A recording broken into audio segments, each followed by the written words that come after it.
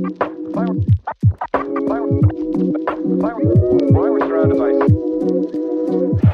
first pick in the 2024 NFL Draft.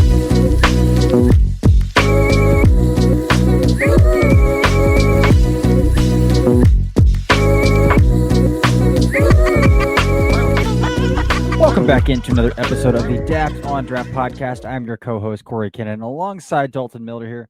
And again, we are continuing through our summer scouting series. So breaking it down here from top to bottom, based off of how the postseason rankings ended, we've hit Ohio State, we've hit Notre Dame, we've hit Oregon, and now we're heading on to Austin, Texas here to talk about some of these offensive players on the Longhorns who are 2026 eligible and worth talking about right now. But Dalton, how are you feeling today? I'm a little bit tired, actually, which is weird. I went to bed early last night, got a decent amount of sleep.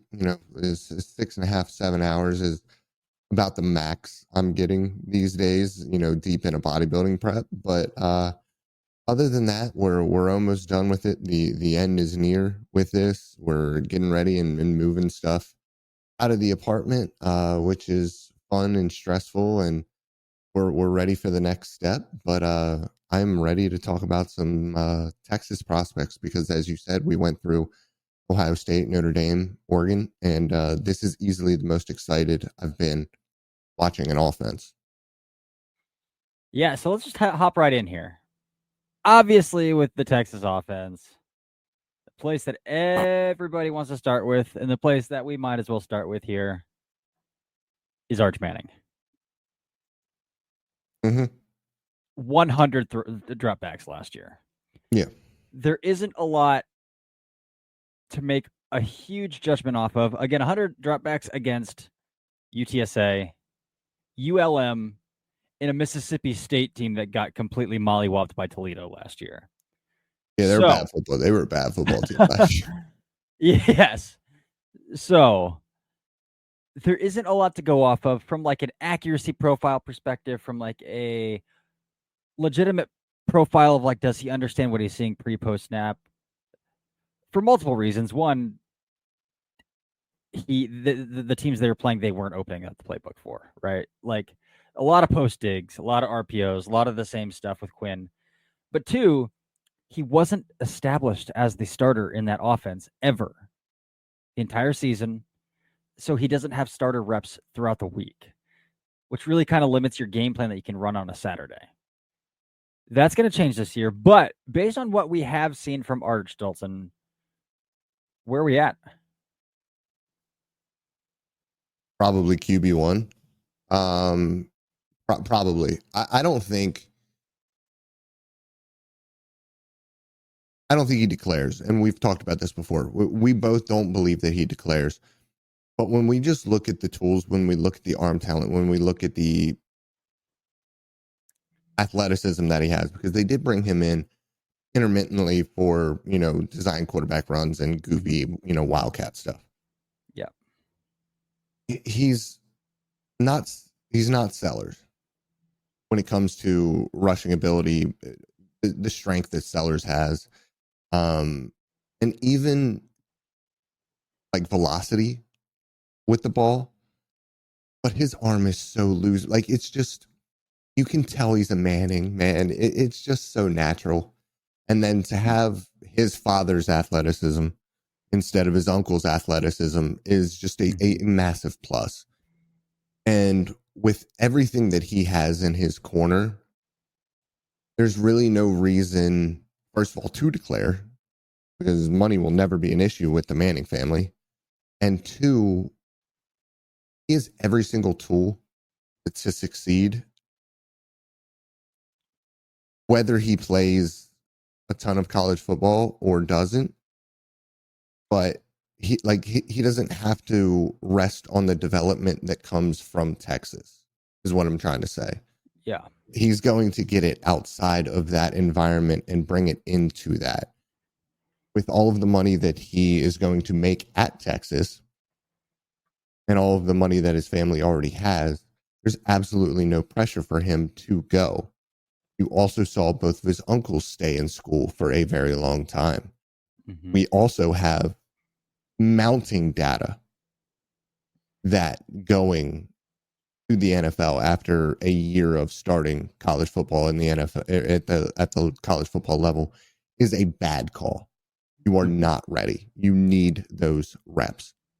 And so I truly don't believe he's going to go, but man, the arm talent, the fluidity in the way that he moves and operates. Oh yeah. Like he legitimately has the ability to be like a Joe Burrow type guy within the pocket when it comes to the ability to skirt pressure and be that creative, Tony Romo type, but with the cognitive ability of a Peyton Manning or a Tom Brady with the micro movements and just kind of twitching the shoulders, getting a step away and being able to find a third. Like he has all the tools in the toolbox. I just don't think he declares. Yeah, I would be shocked too as well. All the stuff you mentioned, 1 year of starting is not enough. It's not enough. I will say the running with him scares me because he is very lean. He is. And he doesn't have much play strength. No, he's not as lean as Quinn Ewers though, which is really funny. But yeah, tons to like. But again, from the stuff that I really want to watch from a quarterback, I just can't do it yet.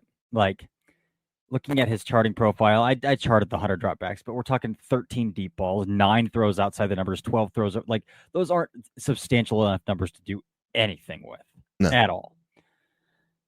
And that's the same can be said from a cognitive perspective for all the reasons that I said. Like the dude wasn't the established starter at all the entire season. I don't know what kind of political games were being played with the boosters and Ewers and whatever else, but like Arch was clearly never starting whenever Ewers was healthy. That was very clear because he should have started very early last year. So I don't have enough to go on. I want to see, and we'll see very early because we have Texas Ohio State to open the season. So like we will know very early what kind of guy this guy is as an established starter. But we're talking about Arch now. The entire offseason to be a leader at that university and on that football program. The entire offseason to install all sorts of things that Texas could not run with Quinn Ewers at quarterback. Again, we're talking about Arch, who is a good athlete. We're talking about Arch, who has an arm that Quinn doesn't have. Some things like that. Arch is probably a lot more quick-witted than Quinn is as well, but problem-solving when that primary solution isn't there as well. So I think we could see it almost. I said this with Nate, and I'm not obviously. I never will compare Mac Jones and Arch Manning as players, cognitively, and what Steve Sarkisian can do offensively. Though Mac Jones operated Sarkisian's offense the highest level of any quarterback ever has. Mac Jones played almost a perfect season in 2020. I almost kind of want to go back and watch Mac Jones and say, like, well, what was Sark asking Mac to do that he just didn't trust Quinn to do? And like, and can I imagine that Arch can do some of those things with the plus athleticism that Mac never had, with the plus arm that Mac has never had? From a cognitive level, like what did Sark put on Mac that he took away from Quinn? And will he give that back to Arch, if that makes sense? I don't think he took it away. I think it was a lot of the same offense. Quinn just couldn't run it. Quinn didn't have the cognitive ability to be that automatic the way that Mac was. I don't think that he pared down the offense much. It was a lot of very much, this is what I'm going to give you offensively, and you're going to have to be able to process this and get the ball out. And Mac Jones did that at an incredibly high level. I think what we did see with Arch last year that we didn't see from Quinn, even in those couple of games, is way more propensity to push the ball downfield with those downfield options, and have better decision making while he did it. But anyways, a guy we don't think is going to declare, we just talked about for 8.5 minutes. So we should probably move on to some very, very exciting offensive players, who are, listen, the fun and awful thing about Texas's offense is that everybody is super young. We're not looking at a single senior this year, are we?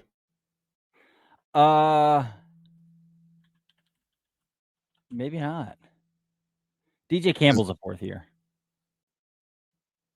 Campbell's a fourth year, but he's a junior. DJ Campbell's a senior. No, he's a senior. He's listed as. Oh, he's a senior? Oh, that's right. He is a senior. That's Yep. right. But that's about it. Yeah.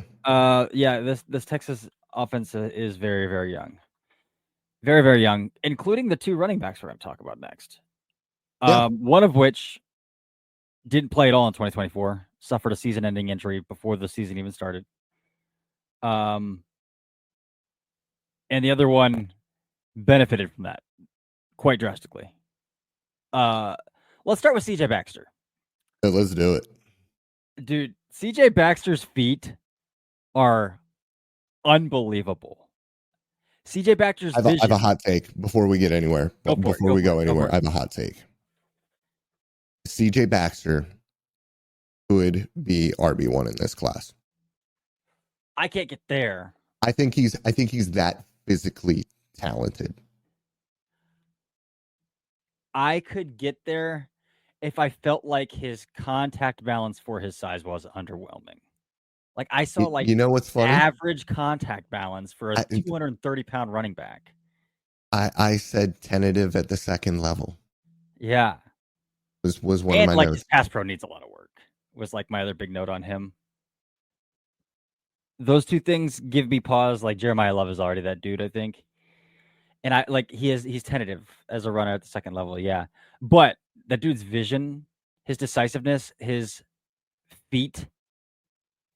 He's 6'1", 230 as well. And he's 6'1", 230. It's unreal. And he runs that light-footed. I do question. I didn't really see him get to the edge. I didn't really see him turn a corner. I didn't really see him explode through the second level. Those three things make me question a little bit. Like, is there a breakaway gear to him as a runner? There is. But the vision, man, the footwork, the creativity, backside eyes in wide zone, like my goodness, it is so clean. So I know when a guy is special when he can go off foot and still swivel his hips and hit backside. Like if you're running left and you can somehow plant with your right foot and swivel and get backside, that's outrageous. To do that at 6'1", 230, that's special athleticism. Yeah. And I don't think he's quite like the Saquon quadfather type big in the lower half, but he is still a very, very large individual. And which makes his contact balance so disappointing. Like, I just want to see you like run through some dudes. Well, I just think he's trying to, and part of the tentativeness, I think he's just trying to take home run swings all the time. Yeah. Instead of trying to hit doubles and trying to like kind of skirt contact, but like he's trying to completely avoid contact instead of using his frame and his ability to break the tackle. He's trying to make guys look silly. And then he ends up getting caught. You know what I mean? Where other guys, even somebody like Love can just, kind of bounce off and keep going. Mm-hmm. Yeah. Last thing I'll add about Baxter here too. He's an incredibly natural receiver. Yes. He has incredibly natural hands. Yeah. And as well, with him coming off of an injury, if he has a big year at running back, even though he's a redshirt sophomore, go, buddy. Yep. Go make your money. Yep. Let's talk about Trey Wisner now. So Trey Wisner benefited quite a bit from the Baxter injury. It honestly might have forced Jadon Blue to declare early. Like with Baxter coming back and with Wisner having the year that he did, 100%. Blue's like, I gotta go. Like I don't have a choice. I gotta go because I'm not. He wouldn't have played. No, wouldn't have played. Wisner rushed for 1,000 yards. Wisner was an absolute workhorse. He had games with 26, 33 carries this past season. Dude, I like Trey Wisner. I like him. What did I say to you when we first started watching him? Do you remember? No, I don't. I said he's Isaiah Pacheco. But yeah, yeah. He's a well curated version of Isaiah Pacheco. Like Isaiah Pacheco is just pure chaos and violence. Mm-hmm.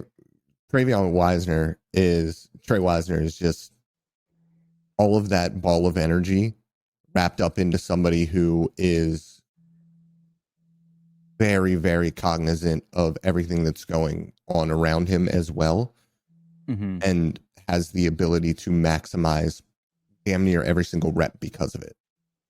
He is the contact balance for The his earth size. shakes around him. He is like 190 pounds, and he runs like he's 220. It's unbelievable. Mm-hmm. He's got good ankle flexibility. He's fluid. He's efficient. Good hip swivel. He can bend the corner. He can peel outside.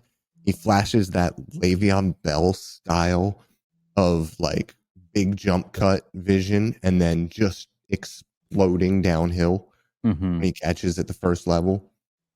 He sets up his eyes. He finds hallways. He's got good initial burst. He's got a really strong first 3 gears. I don't think he has that long gear. Mm-hmm. But for me, he's somebody who, and I think I talked about this when I talked about another back in this class. I can't remember who it was, but you know, if you have those first 3 gears and you can consistently hit doubles, I'm pretty happy with that. You don't need to always be able to go 70 yards, but if you can turn a 5-yard run into a 15-yard run, that's still a very big explosive play that's helping this offense greatly. When it comes to kind of the weaknesses that I saw from him, it was that long speed. And the other thing is, when things were going well, he was a monster. But when the offensive line wasn't giving him gigantic holes to run through, and they were giving him the ball 20 to 30 times, he had a tendency to get a bit quick with his brain and his feet, Mm-hmm. and get a little bit off balance. There were a couple of times where he just fought the rug a little bit, and there were times where he tried just a little bit too hard at the first level to make something happen later in games when things were already not going very well. Instead of just trying to maximize that rep, he was trying and getting frustrated with not being able to maximize the reps that he had beforehand. So I think being a little bit more patient when things aren't going his way, which will happen a lot more at the NFL level, will be important. But I think overall, this is a really, really fun running back that I think you take in round 3.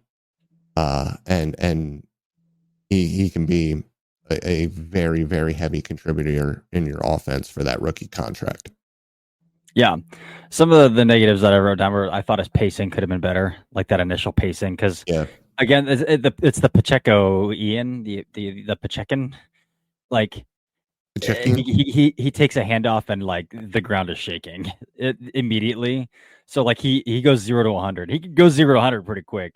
But it's like, just take a beat. Like, let's pace out a little bit here. Stay a little light on your feet and then find a lane and go. Let a lane develop and go. And then, yeah, the creativity, once he does get the second level, creativity, even trying sometimes to find that first level hole, kind of lacking, because I think the patience is like, if I don't have the hole, then I'm just going to make a hole to some extent. Where it's like, all right, time to put my head down and just like churn out 3 yards. So, and in terms of wide zone eyes, though, like he sees backside really well when it's there. And yeah, dude, he runs with like such a natural low center of gravity. Like I would hate to hit him. Like I would just hate to try to tackle him. Fun player. Yeah, I've talked about this before, but there's just like an inertia that he brings with him from that size, where he is just able to concentrate so much violence in that final drive of his foot before contact. And I've talked about this before on the podcast. We had a running back who was a sophomore when I was a senior in high school, who was a smaller guy than our starter. But he just had that ability to, right before contact, draw all of his power in and like hit the NOS button as he was about to contact you and just blow you off your feet. This dude was like 155 pounds. And he just found that raw explosiveness in that final step to just absolutely destroy your chest. And that's something that Wise. You buy a pair of socks, that's 2 socks. You buy a pair of Bombas socks, that's 4 socks. Because one purchased is one donated. Socks are the #1 most requested clothing item in homeless shelters. So when you buy a pair of super comfortable Bombas socks, you're also donating a pair. Bombas customers have powered over 150 million donations. So Bombas would like to thank you 150 million times. But we only have like 30 seconds. Go to bombas.com and use code AUDIO for 20% off your first purchase. That's BOMBAS.com and use code AUDIO at checkout. Does very, very well. Yeah, for sure. Moving on to tight end here.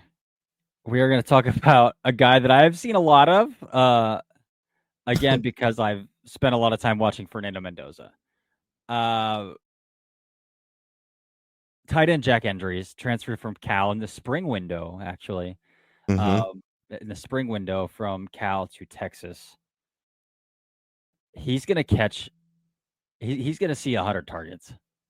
How many targets does Gunnar Helm have last year? Let me pull up that PFF number real fast. And this is with Quinn Ewers. And now we're talking about Arch Manning. I just need to see how many targets Gunnar Helm had. Probably at 60, if I had to guess. 73. Enders might see 100 targets this next season. Why? They're going to actually be able to throw to the wide receivers this year. That's fair.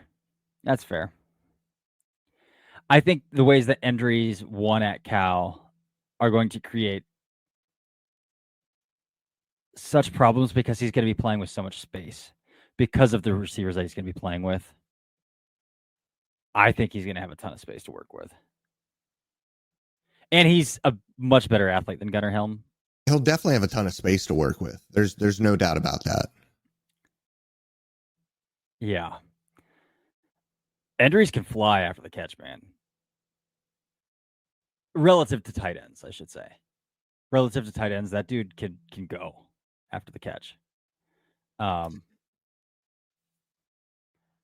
My issue with Jack Endries is that like 70% of his targets were RPO hitches.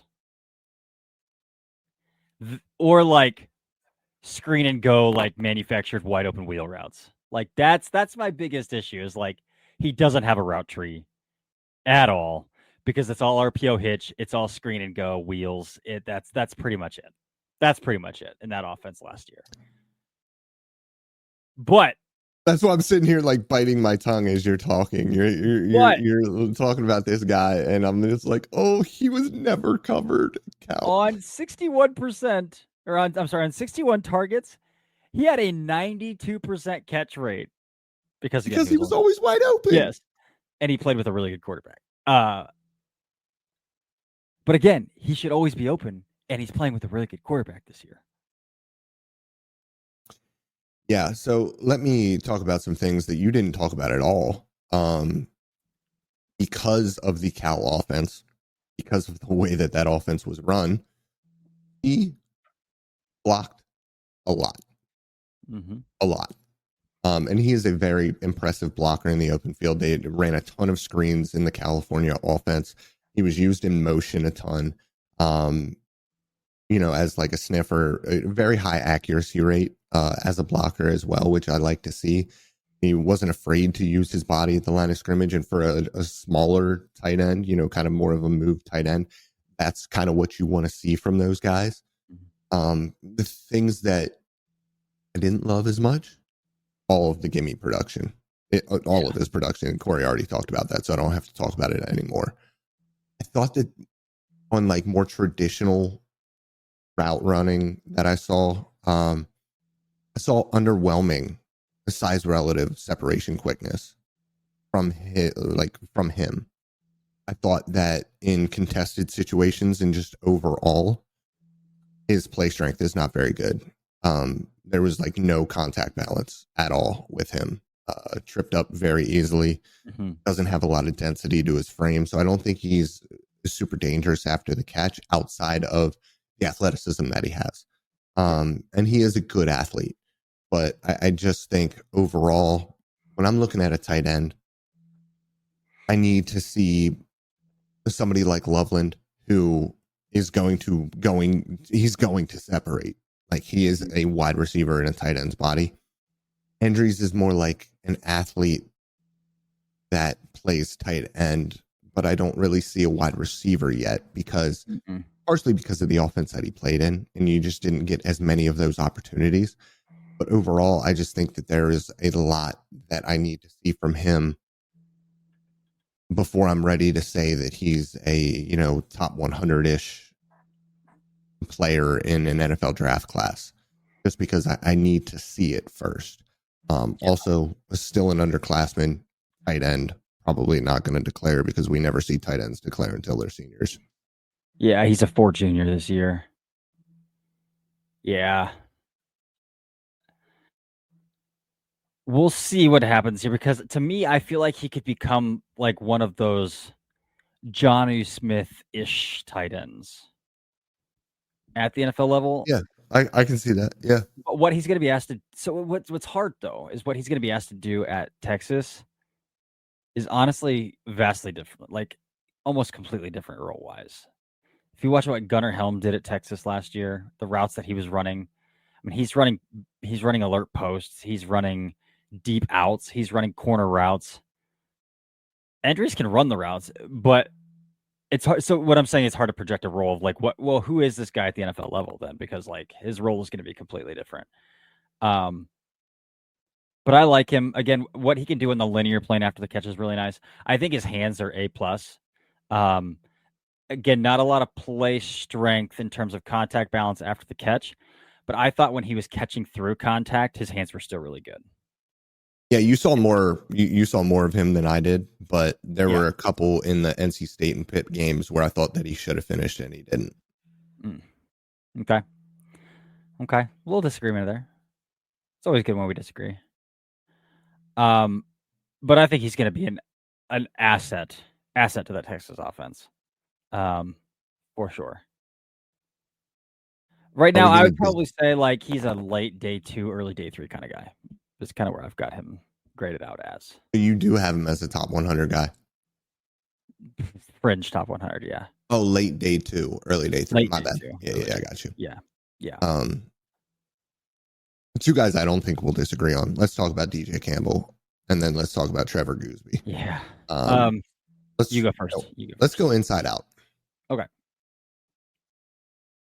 DJ Campbell is, and I said this before watching Trevor Goosby, I said DJ Campbell was probably the best offensive lineman on Texas's roster last year. I think he was. And then I watched Trevor Goosby, and then I was like, man, he only played 3 games. This dude is a monster. But let's get into Campbell. He is a trash can full of dirt in pass pro. Outrageous natural anchor. He's so thick. Mm-hmm. He's got impressive flexibility when he's compromised. He looks for work. He's got impressive knee bend. He gathers really well heading into space as a blocker. He's got vice grips for hands, awareness, comfort level. He lets defenders wash themselves out of plays. He's got lovely balance. I wrote that again. Very impressive hip fluidity and swivel. He reacquires really well when moving laterally. I just think overall, it's a bit of the Booker talk from this year. He's just maybe an average athlete. Well, so is Booker. That's what I'm saying. That's exactly what I'm saying. Like he reminds me a lot of Booker in a lot of ways. I think he might even be better than Booker. But overall, I think that, yeah, dude, you didn't like DJ Campbell? I did not like DJ Campbell. At all? I did not like DJ. He's a pretty standard day 3 guard to me. What games did you watch? Ohio State, Georgia, Texas A&M. Okay, I watched Michigan, Clemson, and another game. I can't remember which one it was. We watched completely different games. But I watched Clemson because Peter Woods, and I watched Clemson. Ohio State, Clemson, and Texas A&M were the 3 games I watched. I thought he was awesome. I thought DJ Campbell was awesome. Talk about it. Boy, our let's notes talk are about opposite on this one. What you didn't like him? What am I missing? I thought he was on the ground a ton. I thought his weight sat out over his hips a lot.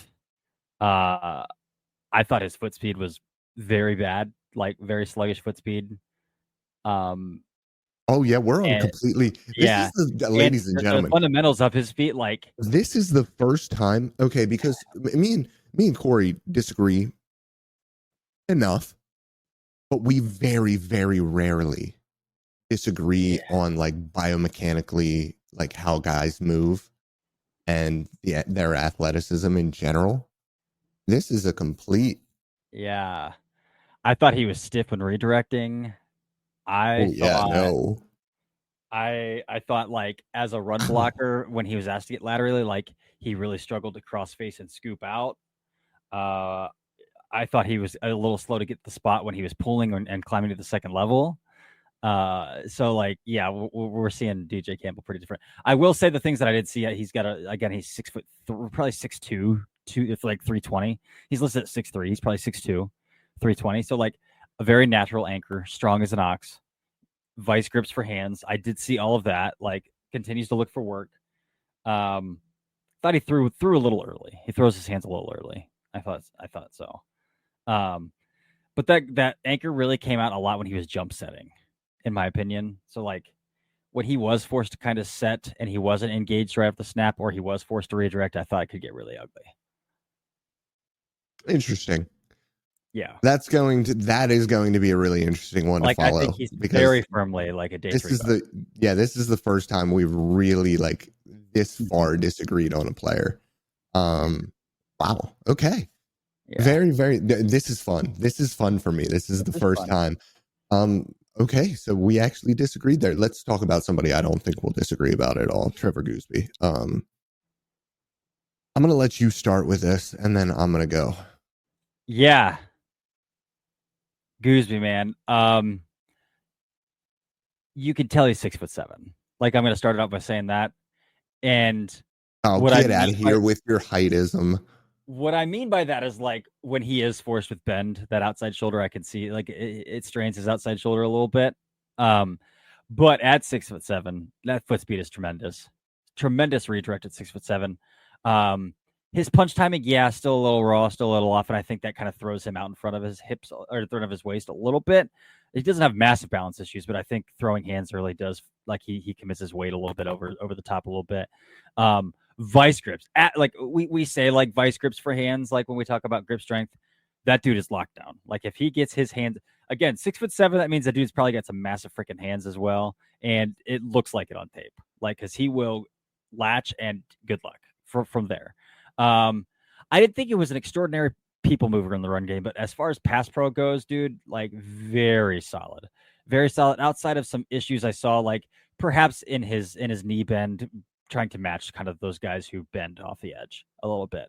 But at 6'7", I thought like, well, you would expect that guy to have some natural leverage issues, and I didn't feel like he got beat through the chest at all, either. So like that's tremendous. We're talking about a guy who started at both right tackle, left tackle. I text you this. I thought he looked considerably more comfortable at left tackle than he did at right tackle. He's going to start at left tackle this year. When he did start for Cam at right tackle, it was like, oh, this is a little clunkier. The left tackle stuff was a lot more smooth. You can tell that's his natural kick, is kicking from left tackle. But he's a smooth, fluid athlete at that size. Very smooth, fluid athlete. A little stiffness in the knees and the hips, but he's 6'7", so some of that's to be expected a little bit. I think there's a chance he goes top 5. I think he's that good. I think we're talking about a Joe Alt type of 6'8" guy when it comes to his athleticism. I type in all caps to really emphasize things in scouting reports. And the 2 things that I all capsed: very conspicuous grip strength, grown man strength. This is as he was a redshirt freshman last year. Redshirt Yeah, he's redshirt sophomore this year, I think. Yeah. At 6'7", I saw him on a play against Texas A&M in the run game get yanked and tossed by Stewart and still keep his feet and then fight back. He got absolutely humped to the inside and kept his feet. I don't know how he did it. And at 6'7", like that type of flexibility is outrageous. Super impressive performance against the Aggies. And that was in relief. He didn't start that game. Yeah. He came in and just had to play against two guys that we thought were going to go round one. He was not overwhelmed in the slightest by either of those guys. He has wonderful lateral explosiveness. And even though I do think that there were more issues, the only real issues that I saw with him were on that outside track. He has the explosiveness and the length to just ride guys out of the pocket. And if you have a quarterback who's not going to float, there's not going to be any issues whatsoever with him protecting the arc. The hip swivel is outrageous when he's on the move.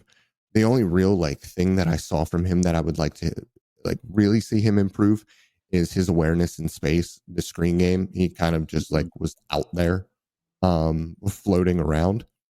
But I think when you look at the sheer athleticism that this young man possesses, along with the length and grip strength that he has, technically I thought he was pretty good already.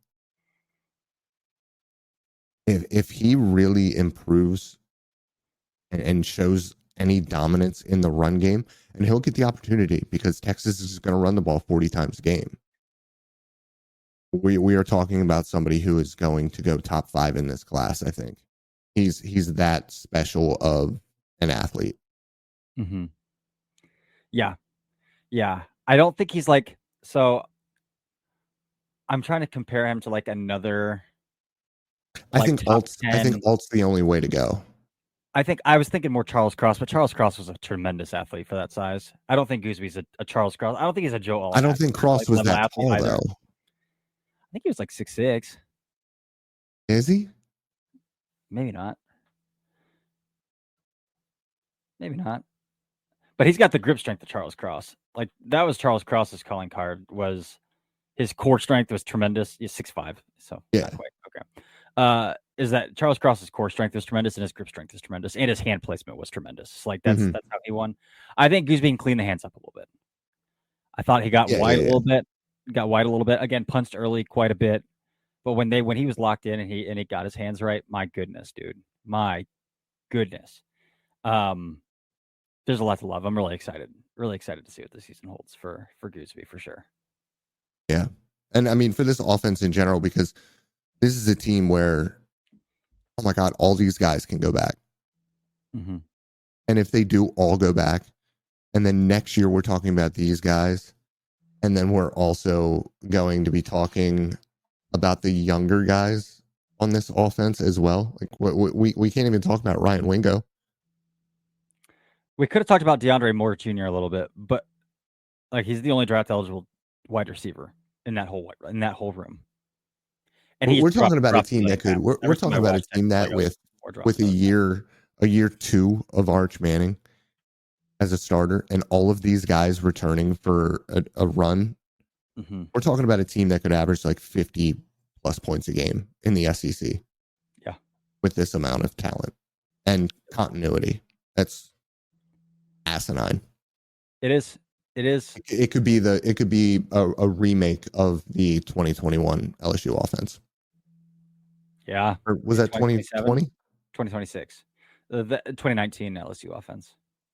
Oh my God, it was that long ago? It was 2019, yeah. Oh my God, it was that long ago? Yeah.